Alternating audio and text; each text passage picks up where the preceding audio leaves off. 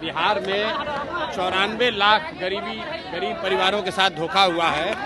नीतीश कुमार ने तेजस्वी यादव के साथ जब सरकार थी तो अपने विधानसभा में खड़ा होकर कहा है कि 94 लाख गरीब परिवारों को बिहार में जातीय जनगणना के बाद उन्होंने ये घोषणा की थी नवंबर 2022 में कि हम लोग हर परिवार को 2 लाख रुपए देंगे। आज तक किसी भी परिवार को 1 रुपया नहीं मिला। 20 वर्ष से कह रहे हैं कि दलित अति पिछड़ा समाज को 3 डिसमिल जमीन घर बनाने के लिए दिया जाएगा। आज तक सिर्फ 1.25 लाख दलित परिवारों को ही ये जमीन मिला है। तो इसलिए और ये जो जमीन के दाखिल खारिज के नाम पर लूट मचा हुआ है, भ्रष्टाचार है, इसके विरोध में हम लोग सरकार से आवाज़ उठाने गए थे। वहाँ पर FIR हुआ है, उसकी कोई चिंता नहीं है।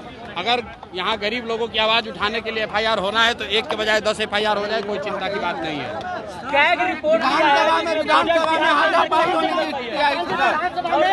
विधानसभा में हाथापाई की स्थिति आई है सर। विधानसभा में कल हाथापाई की स्थिति उत्पन्न हो गई, कैसे देखते हैं?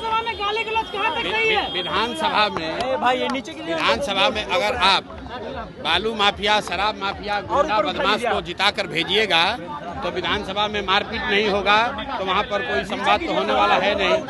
ऐसे लोग को चुनकर जनता भेज रही है जिनको ना भाषा का ज्ञान है ना विषय का ज्ञान है, तो सदन में जाते हैं और जनता का आवाज़ उठाने के बजाय वहाँ गाली गलौज करते हैं। और वो कल बिहार की जनता ने कल देखा है कि चाहे पक्ष हो या विपक्ष, दोनों का भाषा, दोनों का बात करने का तरीका, गाली गलौज, यही बिहार की राजनीति का संस्कृति बन गया है। और इसी को हटाने के लिए तो जन सुराज की व्यवस्था बनाई जा रही है। सीएजी ने अपना रिपोर्ट दिया है जिसमें बिहार सरकार अपना बजट खर्च नहीं कर पाई है और 70,000 करोड़ का कोई हिसाब नहीं है। देखिए, ऐसा है कि बिहार सरकार हर साल 40 से 50,000 करोड़ रुपया सरेंडर करती है, खर्च नहीं करती है। एक और गरीबी से लोग तबाह हैं, एक और लोग को रोजी रोजगार नहीं मिल रहा है। सरकार कहती है हमारे पास पैसा नहीं है, और दूसरी ओर 50,000, 40,000, 60,000 करोड़ रुपया ये सरेंडर कर रहे हैं। तो ये दिखाता है कि सरकार की कितनी बड़ी नाकामी है। और जो कैग का रिपोर्ट आया है उसको मैंने अभी पढ़ा नहीं है, पढ़ने के बाद ही उस पर कोई टीका टिप्पणी करूंगा। तेजस्वी यादव ने कहा है